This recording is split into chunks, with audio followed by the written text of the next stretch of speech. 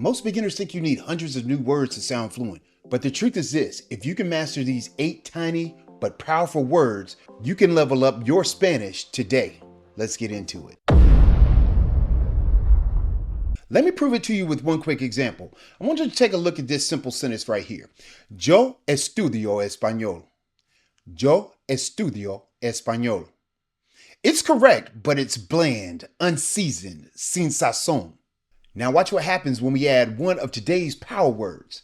Siempre estudio español. A veces estudio español. Nunca estudio español. Mira, if you don't know what these 3 tiny but powerful words mean, stick around so that you can find out what they are. Plus, we have 5 more that you can master today, because today's video is all about learning how to spice up your everyday phrases in Espanol. Now, before we continue, I want you to try one of these that we just did out loud. Just pick one and say it with confidence, or say it with your chest. By you just adding one new word changes the dynamic of your entire sentence. It makes you sound more natural, more real, and more conversational. Now that you've already upgraded your sentence, let me show you the simple pattern behind it. Mira esto. I want you to think of these words like flavor or spice that you add to your everyday phrases. Para hacerla picante. I mean, the good thing about them is that you can sprinkle them in at the beginning, or you can sprinkle them in at the end. Mira este ejemplo. Nunca tomo café. Nunca tomo café. O tomo café nunca. It doesn't matter where we put it at. It can go at the beginning or it can go at the end. Nunca.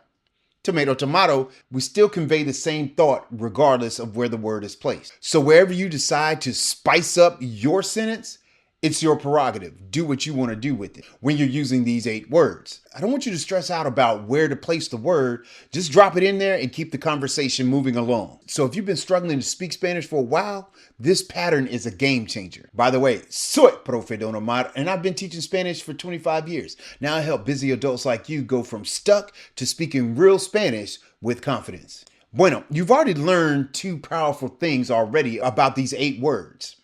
Número 1, adding these small words instantly make your Spanish sound more natural. Y número 2, and the second thing that you learned is you can place these words before or after what you're saying. They're super flexible and super beginner friendly. Now let's dive into the 8 words that will help you speak more confidently starting today. For each one, I'm going to give you a sentence. I want you to copy it and practice it right away. Coming in at número 1, tenemos siempre.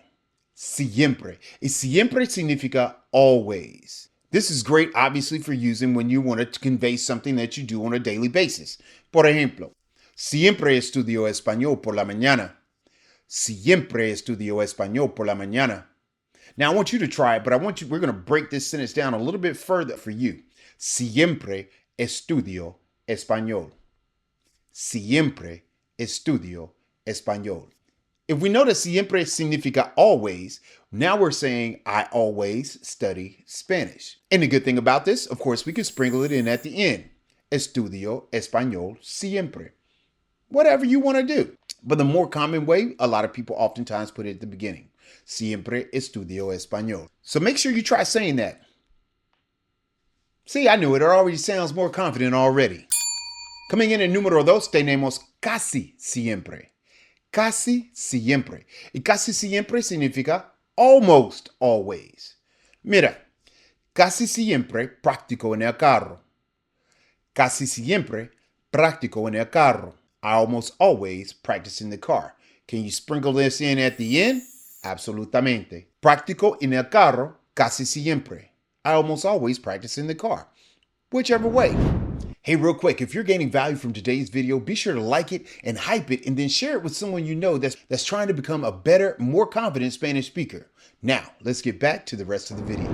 Coming in at número 3, we've got a 2-part situation here. Tenemos la frase a menudo y la palabra frecuentemente.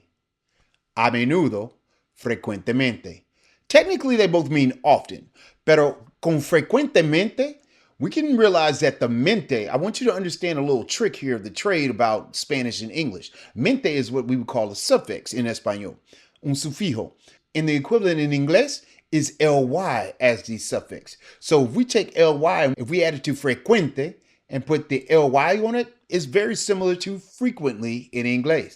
Ultimately, I want you to either use a menudo or frecuentemente, whichever one is easier for you to remember. I like to use frecuentemente just because of the way it rolls off the tongue. Frecuentemente. Makes you actually feel like you're doing something, you know what I mean? Aquí tenemos dos ejemplos. A menudo veo vídeos en español. A menudo veo vídeos en español. Y podemos usar la palabra frecuentemente. Frecuentemente veo vídeos en español. Frecuentemente veo vídeos en español. These make your sentence sound more dynamic, more like real life. A menudo, frecuentemente. Coming in at número 4, tenemos la frase a veces. A veces. Sometimes. This is probably one of the most flexible phrases in español. Mire este ejemplo. A veces practico con mis amigos. Practico con mis amigos. A veces. Either at the beginning or at the end. Doesn't matter, the context still remains the same. A veces, sometimes. Sometimes I practice with my friends. Now, what we've covered, let's just do a quick recap. We have, tenemos siempre, casi siempre, a menudo, frecuentemente, y a veces. Coming in at número 5, tenemos rara vez. Rara vez. This one makes your Spanish sound more expressive. Mire este ejemplo aquí. Rara vez veo televisión en inglés. Rara vez veo televisión en inglés. I rarely watch TV in English. Is that you? Notice how natural that feels, ¿verdad? Make sure you add that to your Spanish toolkit. Coming in at número 6, tenemos nunca. Nunca. We had this in an earlier example. Nunca tomo café o tomo café nunca. Never. Nunca. Tenemos casi nunca. Casi nunca. Remember casi siempre? Almost always. Casi nunca. Almost never. Basically, we use casi nunca when we want to soften the idea of saying never. Mire el ejemplo aquí. Casi nunca escribo en español. Casi nunca escribo en español. Want to sprinkle it on at the end? Escribo en español casi nunca. I almost never write in Spanish, but you should. Coming in at número 8 es mi frase favorita. Todos los días. Now, granted, of course, this is not a tiny phrase, but it's definitely a powerful phrase and one of the phrases that's most commonly used in español when we want to convey something that happens all the time. Mire el ejemplo aquí. Practico español todos los días. Practico español todos los días. You can use this one in so many conversations. Now, let's get these into your muscle memory by saying these 3 sentences with me. And I want you to fill in the blank with any one of the words that we've learned today at the very end. Coming in at número 1. Yo estudio español. Yo estudio español. Yo practico con mis amigos. Yo practico con mis amigos. Número 3. Yo veo vídeos en español. Yo veo vídeos en español. Now, right here, I want you to pause the video for 10 seconds and practice saying these 3 sentences out loud. Bien? ¿Y a ti cómo te fue? Excelente? How did it go? Qué bien. Vamos a continuar. Now, the bonus situation, I want you to comment the 3 sentences that you came up with. Now, of course, if you're a true beginner, I know you've got some additional questions. So we've got these 5 questions that I think might be some of the common questions that most people might come up with.